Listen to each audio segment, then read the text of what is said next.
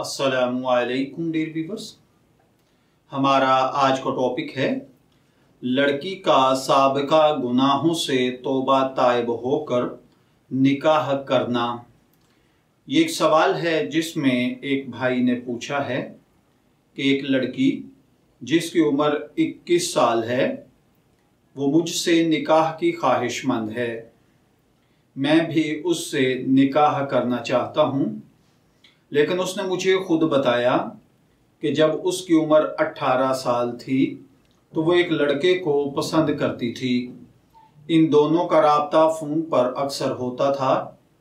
उसने ये भी बताया कि एक दफ़ा उस लड़के ने मुझे मजबूर किया और मैंने 1 घंटे की ब्रेक ली और मैं एकेडमी से निकलकर उस लड़के के फ़ोन पर बुलाने पर उसके साथ बाइक पर उस लड़के के घर गई। वहाँ पे हम दोनों ने मुलाकात की। लड़की कहती है कि उसने वहाँ पे लड़के के कंधे पे सर रखा और एक दूसरे के हाथ थामे। फिर 1 घंटे बाद वो इसके साथ बाइक पर दोबारा एकेडमी वापस पहुँच गई। उसके बाद कभी दोबारा मुलाकात नहीं हुई उनकी, और उन्होंने इस वक्त में जना भी नहीं किया।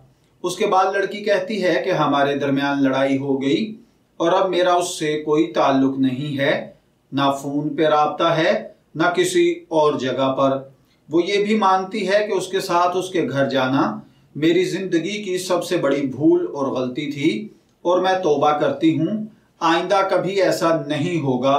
वो कहती है कि मैं सिर्फ आपसे निकाह की ख्वाहिशमंद हूँ, अपना माजी भुलाना चाहती हूँ और ना माजी वाले गुनाह दोबारा दोहराना चाहती हूँ। अब ये भाई ये पूछ रहे हैं कि इनका सवाल ये है कि क्या मैं उससे निकाह कर सकता हूँ या नहीं, उसकी माजी की गलती काबिल मुआफ़ी है या नहीं। वो खुद भी माजी पर नदामत करती है और वादा करती है कि आइंदा ऐसा नहीं होगा।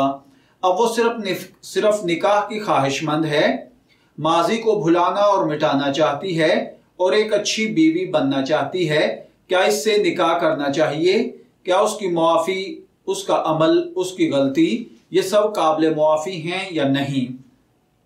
तो देखिए भाइयों और बहनों, जब कोई लड़की सिद्के दिल से तौबा कर ले, अपने इस फेल पर नादिम हो, तो अल्लाह ताला से यही उम्मीद है कि वो उसके गुनाह मुआफ़ फरमा देगा। अगर ये मज़कूरा लड़की और ये शख्स यानी जिसने सवाल पूछा है, इनके दरमियान कोई हुर्मत जैसा कि हुर्मत मुसाहरत या रज़ाई बहन भाई होना वगैरह कोई और रिश्ता नहीं पाया जाता, तो इस शख्स के लिए उस लड़की से निकाह करना जायज़ है। क्योंकि अल्लाह रब्बुल इज़्ज़त ने जब गुनाह पर पर्दा रखा हुआ है तो ऐसी सूरत में मज़कूरा लड़की को अपने गुनाह का तज़किरा नहीं करना चाहिए।